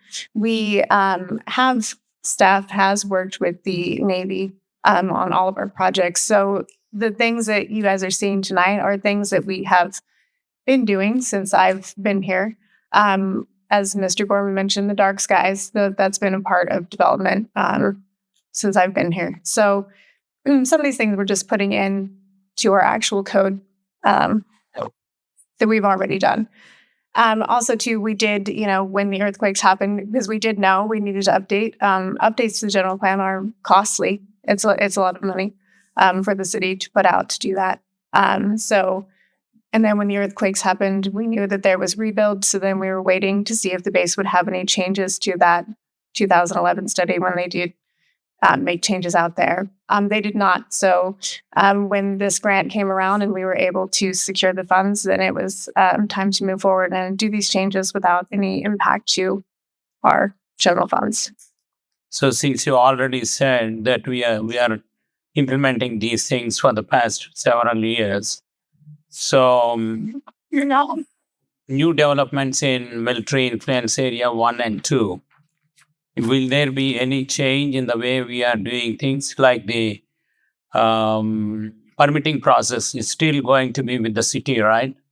Yeah, so everything will still be with the city. What it is when applicants submit, and a lot of times there's pre-application before they even submit. They're going to generally, we find people contact me and ask, what is compatible. This will also be part of, we'll have a GIS layer, so it will be visible, not just through a phone call or through our general plan maps right now are PDFs, but it will be more visible to people that are developing or potentially developing as well.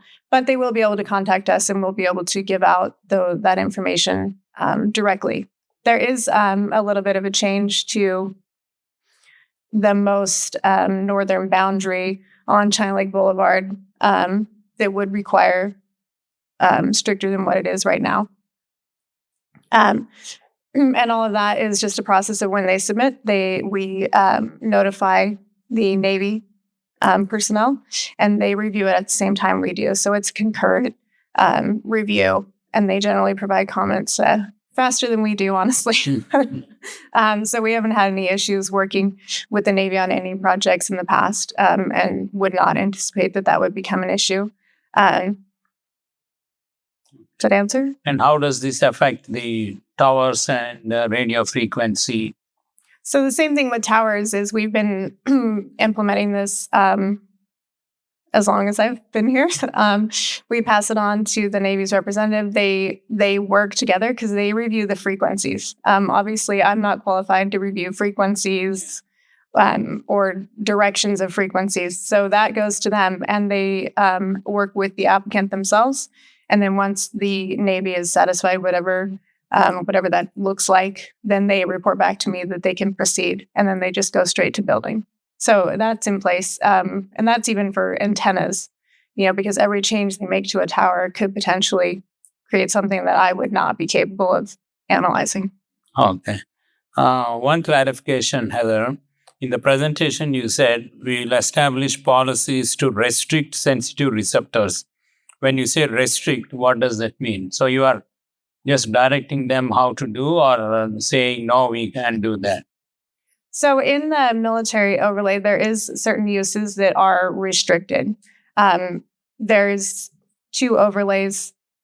There's 1 and 2. So there is a couple of uses that are restricted, and then there are a couple of uses that are conditionally permitted, as the consultant said, so that we can review what that impact may be and how to limit any impact.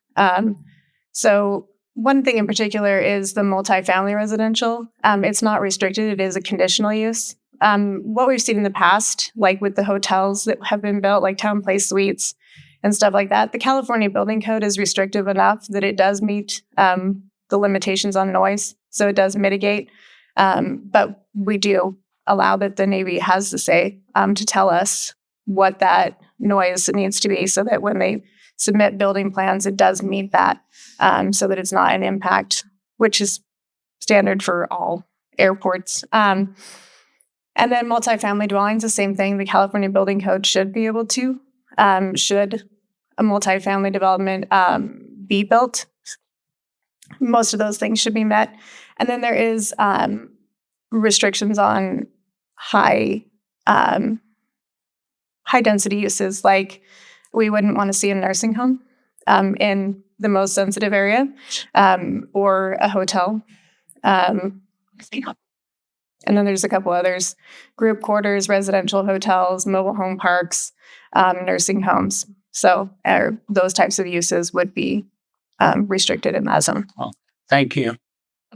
I have a quick one. Does the state building code already require industrial warehouse facilities for there to be electrical plugins for trucks? Is that already a thing? And it's just boilerplate? I'm not sure on that one. If the building code, I mean, they might be.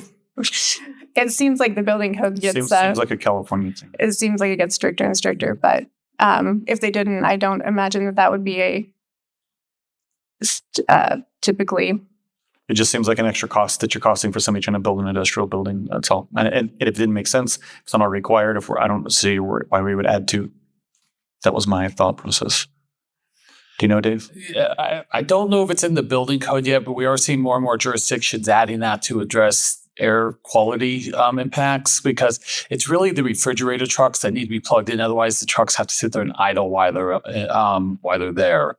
So we're just seeing a lot more of it happening by jurisdictions. My worry here is that require industrial and warehouse facilities to provide electrical connections for electric trucks. So that means there's nothing about new building, unless I just missed that. Well, we can't go back and. I would hate for it to be retroactive. No, we if- cannot. Yeah. Or if what we've seen a lot of times happen, if all of a sudden new permits get pulled or the business changes, now they have to update their code to put in electrical connections. It happens to people all the time. Oftentimes, businesses are prohibited from coming in just because of the updates they have to do. Let me, if I can provide some clarity on this. So that's actually, it's in your general plan, which is your policies. So it's not an actual code requirement. It's just kind of providing guidance for future growth, so it would not impact existing structures. Yeah, fair. I disagree with being in there. So it wouldn't turn anybody that was, going into a new building. It would be at new construction. We can't say you have to update a whole building. I think what you're mentioning is more like when we have a change of use by building code. Not the same use as planning, building and planning, not the same thing, but a change in use by building occupancy type. And so you do see changes, but those are health and safety kinds of things that require a restaurant going into an office building is not the same use by California building code, nor does it have the same standards for safety.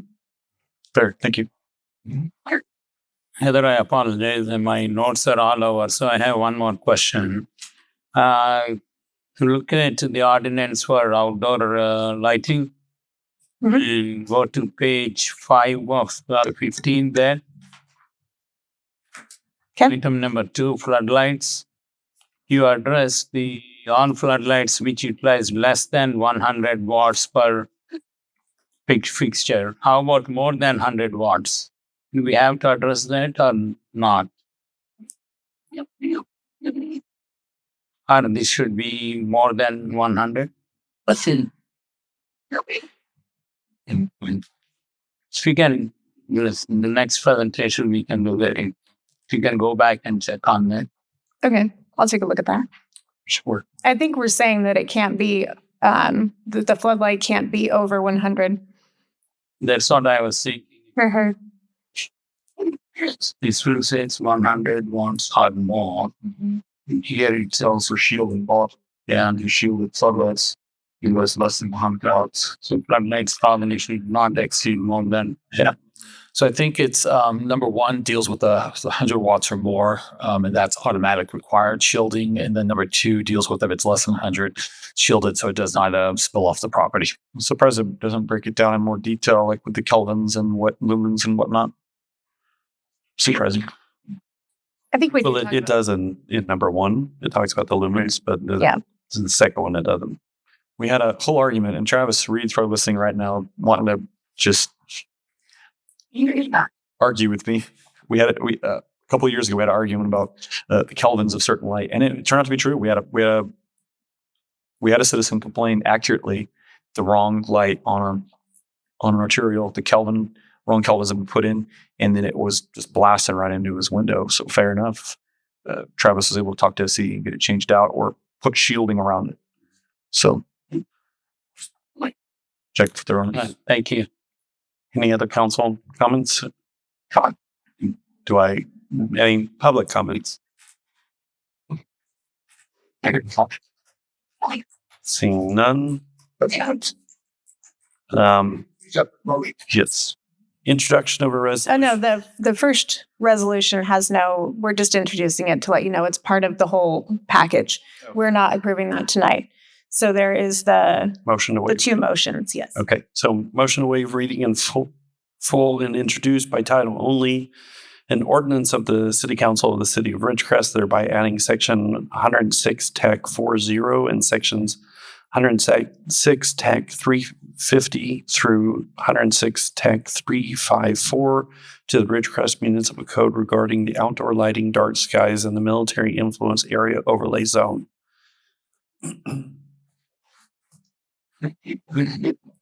So moved.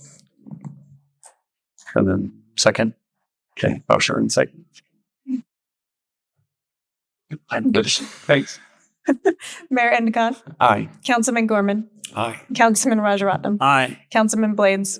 Aye. 4 ayes, motion carries. Even though I say No. Motion to waive reading in full and introduced by title only an ordinance of the City Council of the City of Ridgecrest, thereby amending the official zoning map to implement the military influence area overlay zone. So moved. Second. Motion and second. Mayor Endicott, Aye. Councilman Blades, Aye. Councilman Rajaratnam, Aye. Councilman Gorman. Aye. 4 ayes, motion carries. Mayor, if I may just listen, thank you. So you don't need any action on the resolution tonight? No. Okay, thank you. So it will be put up for an approval at a public hearing on April 15th. Correct. Okay. All right. We will move on to committee reports. The next Economic Development Committee will take place April 6th, 2026, in City Hall Conference Room B at 5:15. The next Finance Committee meeting will be April 14th in City Hall Conference Room B at 5:30 p.m. The next Infrastructure Committee meeting will be March 26th in City Hall Conference Room B at 5 p.m. And the next Parks, Recreation, and Quality of Life Committee meeting will be April 7th at 5:30 p.m. here in City Hall Council Chambers. Next, we have other committees, boards, or commissions. He always looks over at me when he hits that. I know you got it. Our last East Kern Air Pollution Control District meeting, a Tehachapi meeting, was canceled. Those are usually very quick and often leave my head spinning. So I'm glad I don't have to report on that. The next one will come up next month, I guess. But the Kern Cog meeting we had last, about a month ago, included a wonderful briefing by Caltrans on the work that will be done on Highway 58 from the city of Keene on down towards Bakersfield all the way to the Acton turnoff approximately in 3-mile increments. I think I got that right. And it was a wonderful briefing. I had arranged to let us see a terrific video with some spiffy animation and everything. And this agenda started to grow. So says we have the luxury of time since building won't start for about a year on Highway 58, or let's say 3/4 of a year. We'll see if we can fit that in perhaps next city council meeting. And I'm sure you'll enjoy it. The beyond Kern Cog, my next Kern Cog meeting is tomorrow night about this time. But beyond Kern Cog, there was a slightly extraordinary meeting called by Kern Cog recently, this yesterday, in Boron. I scheduled myself to go, but that was before my right ankle suffered the indignity of golfing sloppily, and I was hobbling. And so because he's the new guy on the team, we conned Terry Roberts into going. And Terry, you're welcome. You're invited to come. I know he doesn't like to talk very much. You're invited to come forward and give us a quick report on that meeting. The meeting was on the safety of US 395. It was a Kern Council of Governments was there. I think they organized this meeting. There are regular meetings. I do not know the frequency. They invited a number of cities on the 395 corridor from Reno all the way down to 15. We were there. No other cities showed up. Kern Cog was there. Caltrans District 9, which is our district, and District 8, which is farther south, was there. I think it was like San Bernardino Council of Governments. Not sure if that's the exact name. They were there. And then there was a Southern California county group. So different organizations. A lot of discussion about could we get more passing lanes on 395 south of Kramer Junction? There are no plans to do that right now. They do plan to replace those delineators with a real guardrail. And also Council District 9 did say a study is underway to improve the intersection of South China Lake Boulevard and 395. That's basically the results of the meeting. And I provided Terry with enough of these spiffy US 395 safety program stickers to hand out to everybody. And I think they appreciated that. Yeah. Some took extras. Oh, that's right. Yeah. Caltrans would bristle as they typically do. District 8 did not take extras. Honestly, the idea of replacing those median those poles on a spring probably have a name, a technical name. I'm not aware of it. With a K-rail, hokey smokes. I hate driving next to a K-rail. It unnerves me something fierce. I hope they don't do that. I'd just rather have things exactly as they are and put in 2 good passing lane opportunities that have signs miles and miles ahead of where they are to tell you they're coming. Be patient. For Pete's sakes, be patient. And then you can pass anybody your heart desires in the passing lane opportunity. And I'm sure that Terry shared that with the group. And Terry, I appreciate you coming forward and sharing it with us. You're welcome. Took that. Terry, while you're a captive audience, and I know that you have the staff meetings, the Kern Cog staff meetings, which you probably get a lot more done there than when electives are around. Yeah. They're it's been going on for a long time. Caltrans is talking about replacing the business route already through Ridgecrest, which I appreciate. That's 2028, I believe. Yes, and it may slip more. We had a meeting in the last 2 months with a quick update. I don't keep that in my head. Yeah. I'm not somewhere. Yeah, I'm not. Maybe infrastructure I can remind you. Yeah, I'm not holding your feet to that. But what does that when we have asked Caltrans in the past, like, hey, that piece where Downs connects to Indian Kern Road, that people take so many, it's so rough and so bad that the answer we've been given back is, don't touch it. The highway's going to be replaced, so don't worry about it. We're going to replace this in 2028. Okay, fine, we can do that. But if it's going to continue to slip, I wonder if there's anything we can do to fix that stretch of asphalt, because it's rough. The Streets Division has been talking about that with me, and I plan to talk to the city manager about what we can do as a city before this reconstruction. Well, and for the sake of the public, you guys have already done something, and that asphalt didn't last long, and we knew that was going to be the answer. Anything we put down with that amount of traffic and that amount of speed and frequency was not going to last. Caltrans allowed it, but we couldn't put anything in there right away. We could put some in ours. I don't know what we're going to do past that, but I'm not asking for an answer tonight. That's unfair, but I'm just handing it over to you. Yes, it was before I got here, but something was done at Norma and 178. Oh, yes. So I think we'll try to do something similar. Okay. Thank you, sir. Okay. Yeah. I've got nothing for you. I don't want to.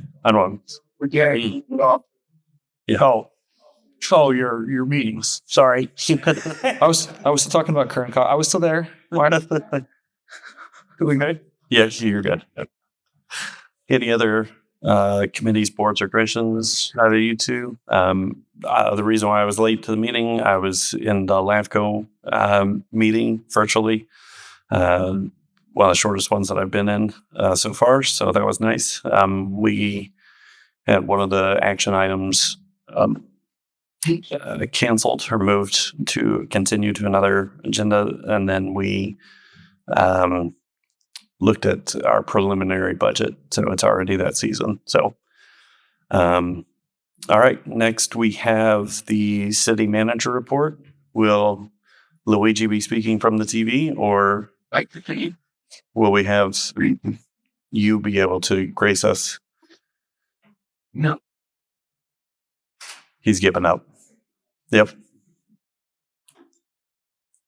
We prefer you anyway. So, Well, I appreciate that, but I have nothing to report tonight. oh, all right. Well, so we prefer you even more. All right. Next, boom. I broke it. All right. All right. Next, we have future agenda items. Any member of council wish to have a future agenda item? All right. Next, we will move on to mayor and council comments. Okay. I will use my mayor and council comments to ask a question to the staff. And Kelly is sorry, Travis isn't here. Another thing that I do not expect you to have an answer for, but a member of the public was wondering if we could put some focus on weeds and the medians, Channel Lake, Drummond, and Downs. I will get with staff and see what can be done. So Yep. I am. China Lake, Norma, and Downs. Yep. No, Channel Lake, Drummond, and Downs. Drummond. And this is not a new conversation. It comes up right about this time of year. Staff is already usually have a ton on their plate. So that is, I'm just bringing it up so public is aware. It's a topic of discussion. Hey, Terry. Is it correct that Danny's trying to get somebody to help them out with weeds right now? Yeah, we've done some specific areas. Yeah. Thank you, sir. Thanks, Terry. Yeah. The weeds are bad. Especially this year, it was more. You. All right. Did want to highlight the pool contract. All in construction was $19,400,000. With SEE, the previous budgets awarded $1 million for design and planning. The SCE payment was known to need updates at inception. We had to get a final design for the pool and load schedules for SEEC to give us the plan and infrastructure. Originally, we were budgeting $172,000. And so the 117 that we got is less than that original amount. Just housekeeping there. Also want to highlight on this day in 1837, our first of two presidents to serve 2 non-consecutive terms. Grover Cleveland was born. And the last thing, and this is just because of my day job and what I live with and what I get to see and interact with. I think the last time that I talked, there were 4 confirmed dead at our last council meeting. Now we have at least 13 that have died in the Iran conflict. When I was in grad school, when we would read international relations papers, the unit of measurement, generally speaking, in international relations papers was predominantly number of dead bodies in conflicts. And I remember this article we read, or this journal article. There was a general that they quoted at the beginning of their paper, and it stuck with me, now for almost 10 years now. Never allow numbers to replace names. And that stuck with me because those are 13 individuals currently that have names, that have families, that have loved ones. And we owe them more than remembrance. We owe them unity, seriousness, and purpose in how we approach conflicts, both now and in the future, and how we think about the current conflict that is going on. It is serious. It's a daily slog for those carrier air wings that are in the vicinity of the Strait of Hormuz, the Persian Gulf, the Black Sea, Bab el-Mandab, the Suez Canal, the Mediterranean.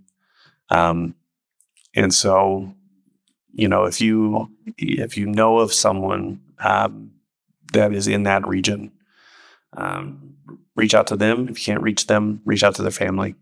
Let them know you're thinking about them. If you pray. One is too many. 13's a lot, and we're just getting started. So, just if you have moments to contemplate the seriousness of what's happening globally, think about that. I know it's very easy to get caught up in what's happening here and in our country, but those service members are putting their lives on the line to protect this country and to do what the administration thinks is right. So that's all that I have. I'll leave it on a down note unless Kyle would like to, or Councilman Blades would like to add any more. Sorry. It was one time. I'm just not going to let it go. So with that, I hope you all have a wonderful evening, and hold your family members tight. Thank you. We are adjourned.